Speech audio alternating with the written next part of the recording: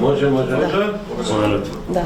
Здраво на сите. Јас сакам да ви кажам дека еве започна работата на Масит со политичките партии кои што се во кампања и ќе бидат овие 2 месеци, така да мислам дека имавме плодна средба со председателот и со целиот економски тим на ВМРО ДПМН и мислам дека разговаравме за клучни работи кои што се многу важни за IT индустријата, бидејќи IT индустријата има неверојатен пораст годишно скоро по 30% на секое поле во вкупните приходи, во платите, така да мислам дека тука може многу да има разбирање од тие луѓе кои што ќе бидат власт во иднина да обрнат внимание за развој на IT секторот.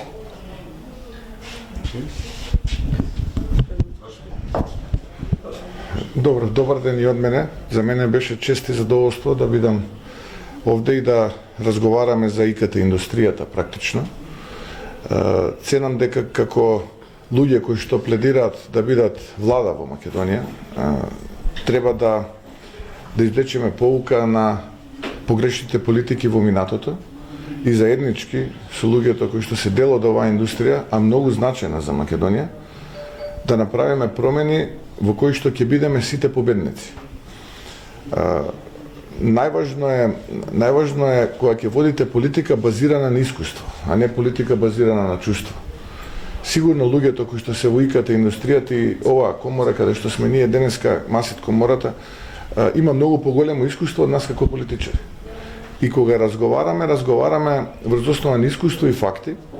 Сепак вие да имате околу 20.000 регистрирани вработени, да имате околу 3.000 правни субјекти, обрат, приходи кои што се годишно повеќе од 1,3 милиарди евра, извоз повеќе од половина милиарда евра, се бројки кои што се значајни, исклучително значајни, додадената вредност во овој бизнис е огромна, платите и луѓето кои што се дел од овој бизнис се итекако важни за Македонија како држава и ценам дека ваков тип на состаноци се многу значајни, посебно сега пред почеток на кампањата. Една недела сме прилика пред почеток на нешто помалку од една недела кампањата за парламентарните избори, а веќе претседателската кампања е во полнек, втората недела е започнува.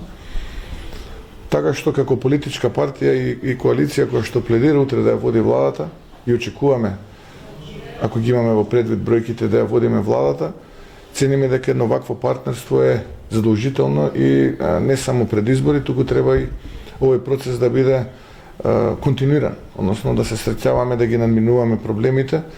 Не смеат луѓето кои што се дел од оваа индустрија, како и впрочем другите бизниси, да бидат изненадувани од законски решенија, непредвидливи политики. Тоа што од нас го побара и што е разумно и логично е да има предвидливи политики. Подобро кажете ни, велат, што планирате однапред, за да можеме така ние да си го планираме нашиот бизнис, отколку да не изненадувате континуирано, како што беше случај изминативе 6,5 години. Така што да сумирам, исклучително значајен состанок, благодарност до претседателката, благодарност до колегите кои што се тука и се надевам дека во иднина, доколку ние бидеме на влада, во што веруваме, ќе имаме почести средби и една динамична дискусија. Ви благодарам. Кои чекори